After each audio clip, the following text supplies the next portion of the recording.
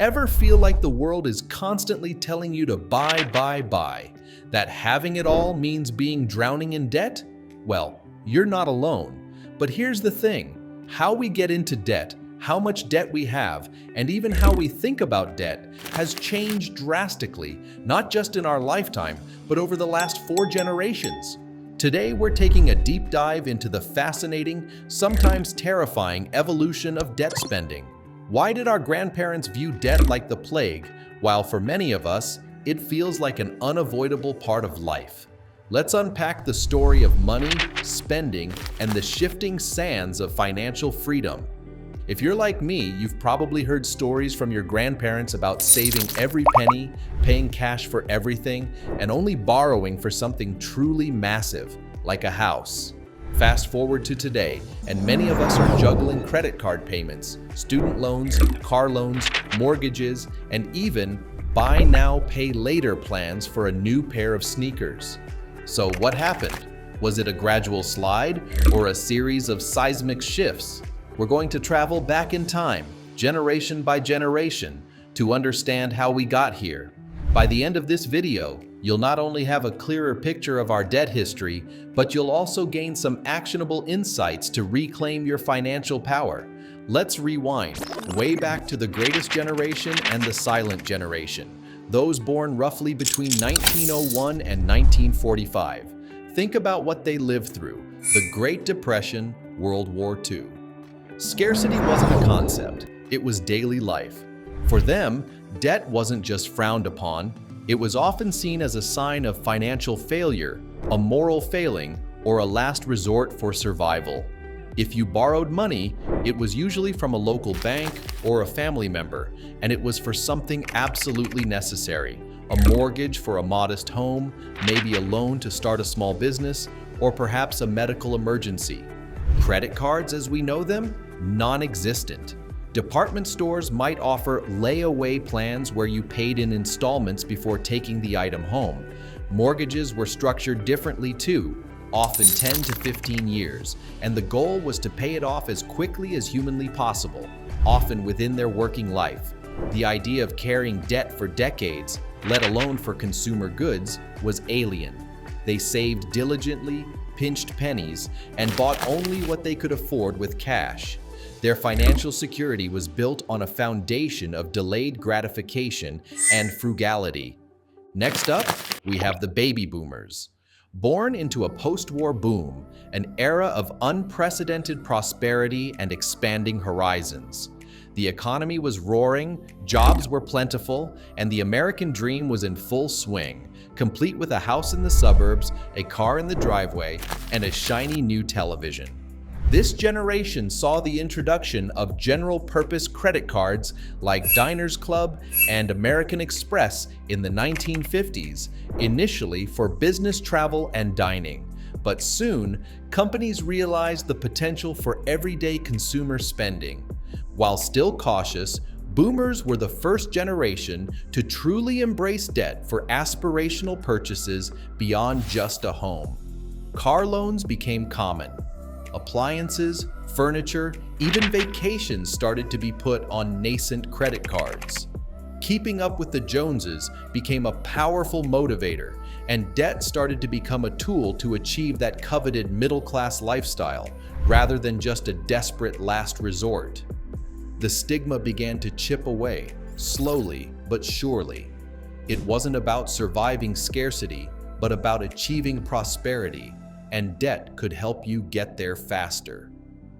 Now, let's shift to Generation X, often called the latchkey kids. Gen X grew up during economic turbulence, oil crises, recessions, but also the dawn of the digital age and a boom in consumer choices. This is where debt really started to normalize. Credit cards went from niche conveniences to ubiquitous financial tools. Visa and MasterCard became household names, and almost everyone was getting pre-approved offers in the mail.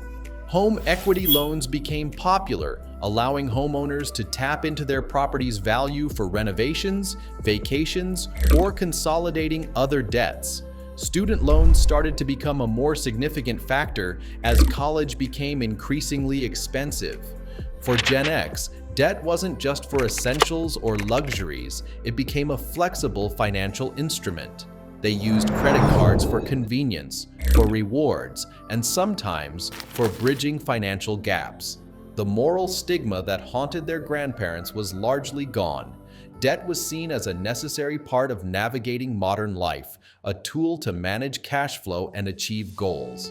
The buy now, pay later mentality, though not formalized digitally, was definitely taking root in the culture. The focus shifted from avoiding debt at all costs to managing it. And finally, we arrive at Millennials and Generation Z. What defines their relationship with debt? Well, it's complex and frankly, often overwhelming. They entered adulthood facing record-high costs for housing and education, a major financial crisis in 2008, and now the lingering effects of a global pandemic. Student loan debt has exploded, becoming a multi-trillion-dollar crisis that impacts career choices, family planning, and home ownership. Mortgages are larger and longer, with 30-year terms being the norm, often requiring two incomes. Credit cards are not just ubiquitous, they're often seen as essential for building credit scores, booking travel, and handling emergencies. But the newest player, buy now, pay later, BNPL, services like Afterpay and Klarna. This isn't just for big purchases, it's for clothes, electronics, even groceries. It normalizes instant gratification and micro-debt, blurring the lines of what debt even feels like. For these generations, debt isn't just a tool, it's often a perceived necessity, an unavoidable consequence of trying to achieve basic milestones that previous generations might have taken for granted. There's less shame, but often more anxiety about the sheer volume of debt. Social media also plays a huge role, constantly showcasing curated lifestyles that subtly pressure us to spend to keep up.